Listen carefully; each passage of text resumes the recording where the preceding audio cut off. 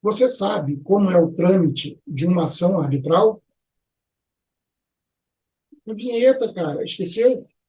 Ih,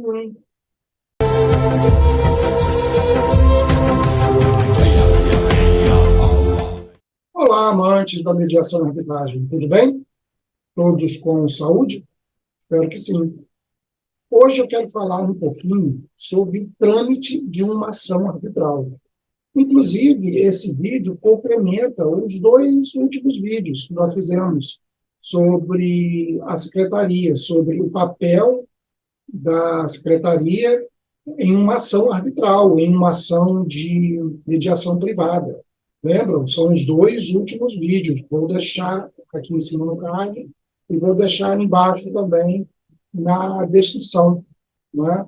Esse vídeo, então, complementa os dois últimos lá. Tá? Depois de terminar de ver aqui, entra lá nesses dois últimos, que eu acho que vai ficar bem completo. Bom, pessoal, então, eu vou compartilhar a tela aqui, né? E para esse vídeo eu vou precisar de dois slides aqui, tá? Então nós vamos falar o primeiro slide aqui, como vocês estão vendo aí, né? O primeiro slide, estão vendo na tela aí, né? O trâmite de uma ação arbitral contendo cláusula compromissória, do tipo Scheia, né?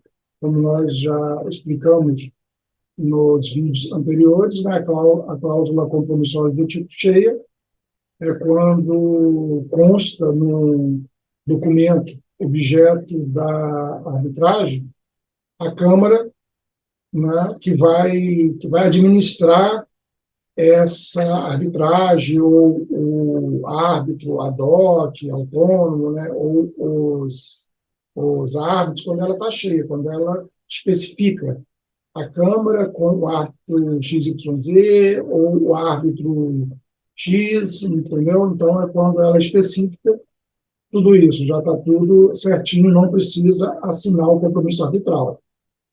A cláusula compromissória do tipo cheia, ela estando correta, direitinho, né?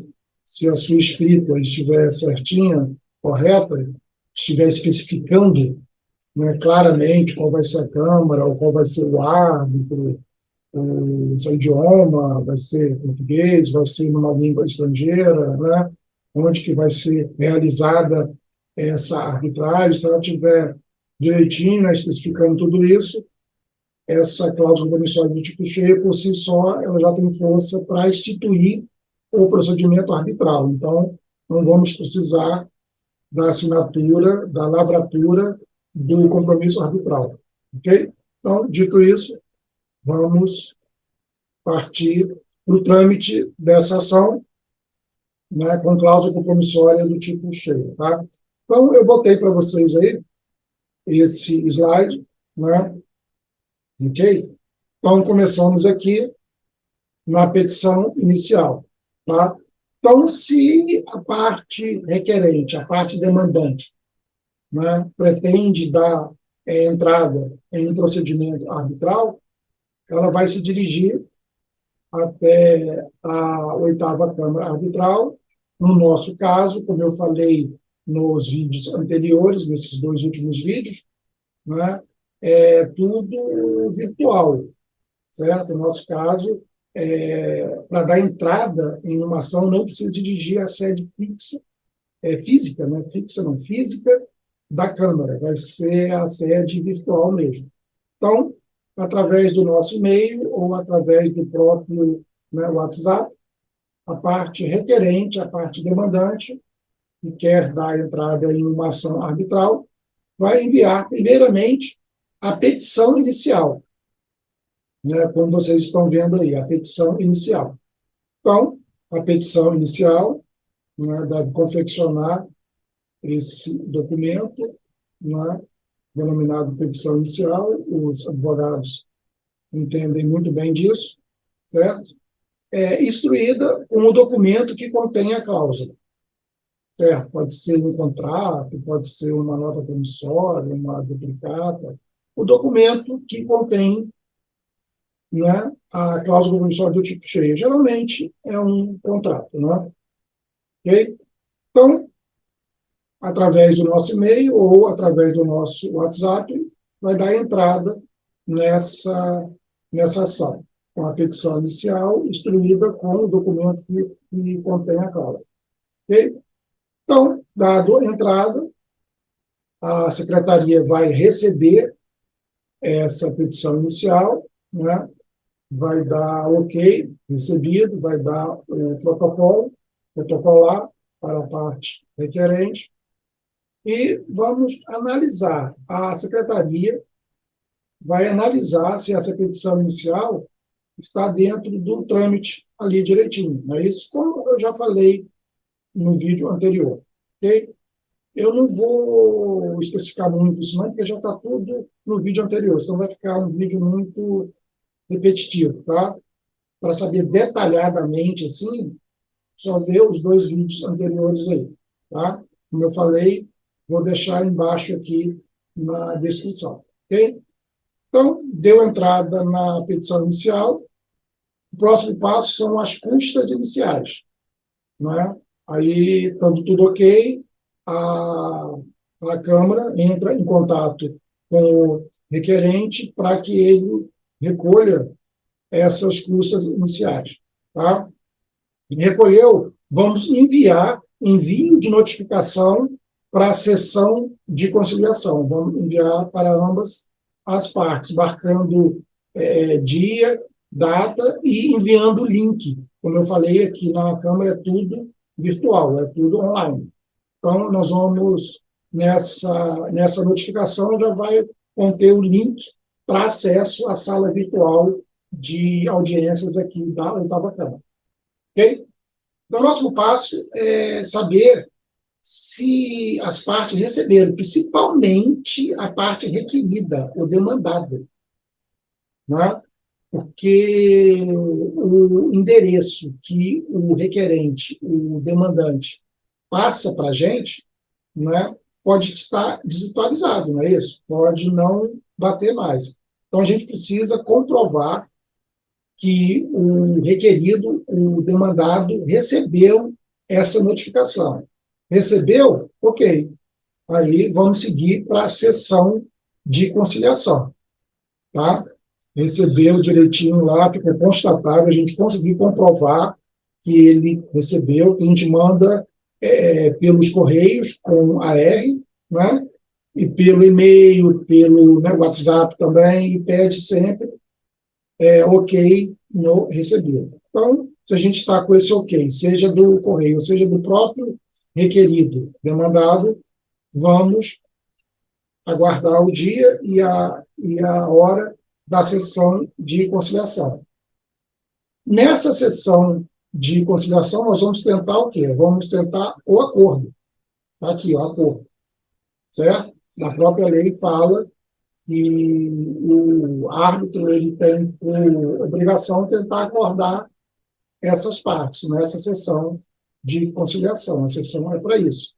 Até então, como eu já falei no outro vídeo, nós não temos ainda árbitro ou árbitros, né, nomeado, escolhido, certo? E nós temos, por enquanto, um conciliador privado aqui da Oitava Câmara, né, porque é uma sessão de conciliação, certo? Conseguiu acordo, ótimo. Nessa sessão, as partes resolveram entrar em um acordo.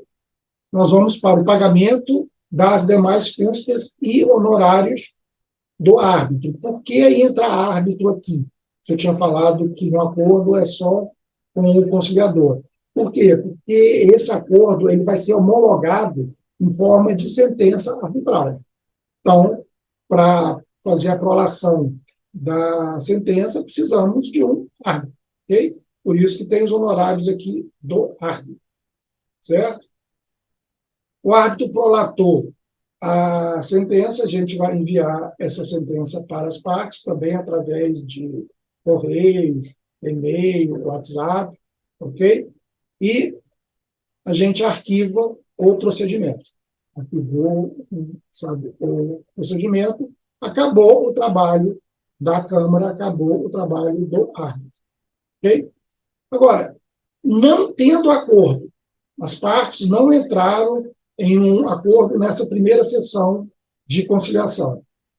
Qual que é o próximo passo? Não tendo acordo, possibilidade de marcação de uma nova conciliação. Isso é possível, porque muitas vezes a parte requerida que está presente nessa sessão é um preposto da empresa ou o próprio advogado, né, que não tem poderes ali para fazer esse acordo na hora, né? Porque o acordo, muitas vezes, vai envolver grana, dinheiro, parte monetária da coisa, entendeu? E muitas vezes esse preposto, esse advogado que está ali representando a empresa requerida, a empresa demandada, não tem poderes para tanto. Aí precisa consultar a empresa. E muitas vezes pede-se, né, uma nova audiência de conciliação. Então, a gente marca sem nenhum problema, né, geralmente para no máximo, uma semana depois, no máximo.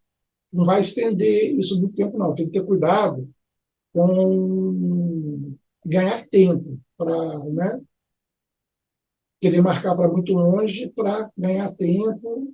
O objetivo da arbitragem não é esse. Nova sessão, tendo acordo, ótimo, a gente vai homologar a sentença, enviar para as partes, tudo bem, né? Vai homologar o acordo em forma de sentença, na verdade, né? Não tendo acordo, certo? Não acordo, o que a gente faz? A gente vai seguir o procedimento arbitral propriamente dito. Fez uma sessão, né? A sessão arbitral, não teve acordo. Fizemos a segunda sessão, não teve acordo, então segue o procedimento arbitral. Como é que é esse segmento? Entra aqui, ó, abertura de prazo para indicação de árbitro ou árbitros. Então, vamos ter que indicar ali, as partes vão indicar árbitro único ou o tribunal arbitral composto de 3 árbitros, certo? As partes podem indicar, elas podem delegar à Câmara, à Secretaria da Câmara, na verdade, a diretoria, para que indique árbitro único ou os 3 árbitros, certo? Então, vamos lá. Isso também eu já falei no outro vídeo, tá? Então, eu não vou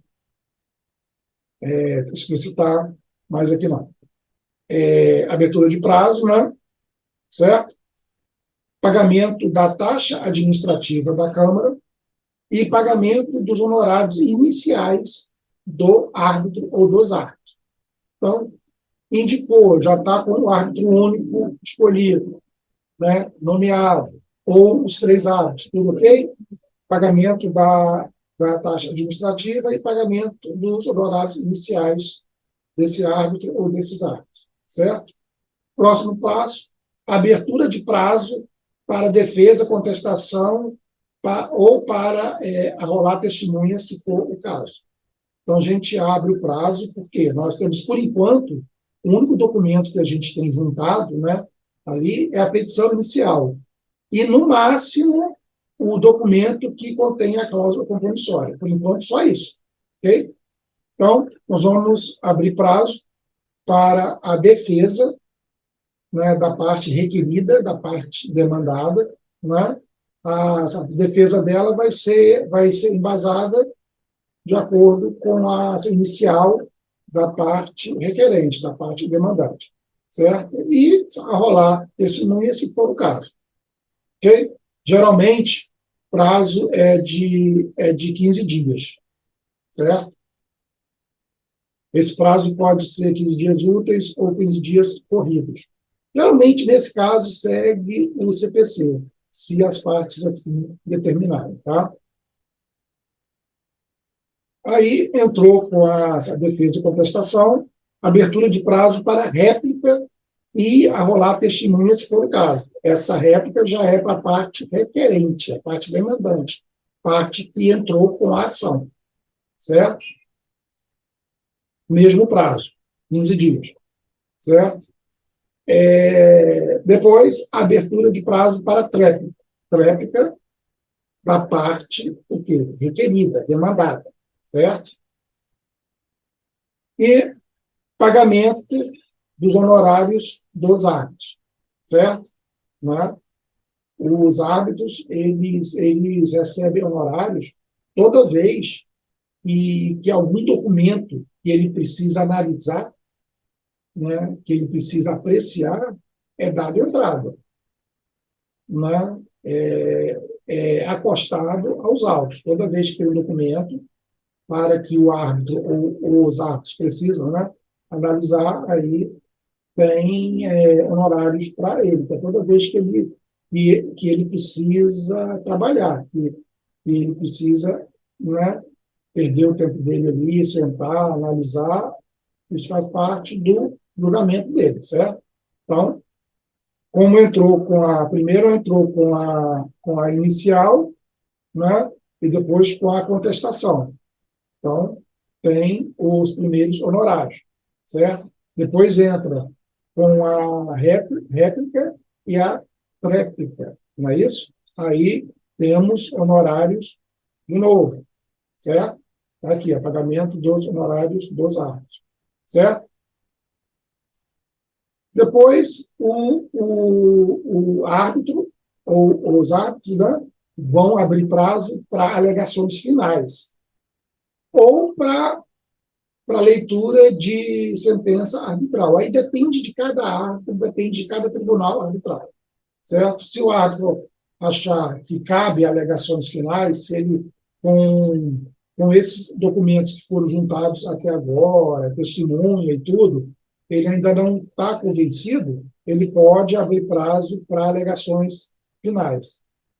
Por isso que eu botei aqui, a critério dos árbitros, certo? Nesse caso, teremos pagamento de honorários, os honorários finais dos árbitros, ou do árbitro. Ok? Lembra que eu falei? Toda vez que ele precisa analisar documento, entra os honorários, tá bom? Bom, depois que analisou aqui, né, essas alegações finais, pagamento das custas finais da Câmara, isso aqui por parte do requerente, do demandante, entendeu? As custas da Câmara, sempre quem paga é quem dá a entrada, sempre, entendeu? Os árbitros, não. Os honorários dos árbitros são divididos entre as partes, né? As custas, não. As custas, sempre quem paga é o demandante, ou requerido, quem deu entrada na ação, ou autor, se fosse na Justiça Pública. Tá? Então, o pagamento aqui das custas finais da Câmara, certo? E entrega da sentença arbitrária. Né? Isso aqui, esse prazo aqui, para a entrega da sentença arbitral, que a gente chama também de leitura de sentença arbitral, quem vai determinar é o próprio árbitro, são os árbitros. Certo? Depois dessa entrega da sentença arbitral, acabou, terminou o procedimento arbitral? Ainda não. Temos mais um passo, que é esclarecimento, que são os esclarecimentos, é o artigo 30 da lei de arbitragem. Alguma dúvida, algum erro material, alguma obscuridade que as partes tenham visto ali, notado ali, tá? Então, esses esclarecimentos é mediante pagamento de custas também, tá? De custas, de custo dos árbitros, na verdade, de honorários arbitrais, certo? Então, a parte que entrou pedindo esclarecimentos, que entrou com o artigo 30 da lei, vai ter que pagar o árbitro ou aos árbitros, certo? Se as duas partes entraram, né, usaram o artigo 30 da lei, esses honorários vão ser divididos. Se uma parte só entrou, ela paga sozinha, tá? Que são os pedidos, né, de esclarecimento. Ok? Então, mediante pagamento de custos também. Certo? Aí depois o árbitro ou os árbitros terão 10 dias, que a lei fala, né? 10 dias de prazo. Né? Como eu falei, nesse caso aqui, a lei não fala se são 10 dias úteis ou 10 dias corridos. Aí isso vai de acordo com o regimento interno da Câmara ou de acordo com o que as partes decidiram, ok? Então, pode ser dias úteis ou podem ser dias corridos, tá? 10 dias. O árbitro tem que responder, tem que apresentar a sua resposta a esses esclarecimentos aqui, ok? Aí sim, terminou o procedimento arbitral, certo? Então, todo esse trâmite aqui é com cláusula promissória do tipo cheia. Agora, vamos ver o procedimento com cláusula compromissória do tipo vazia ou sem cláusula compromissória. Alguns documentos que não têm a cláusula compromissória, mas mesmo assim, uma das partes ou ambas as partes querem resolver com arbitragem.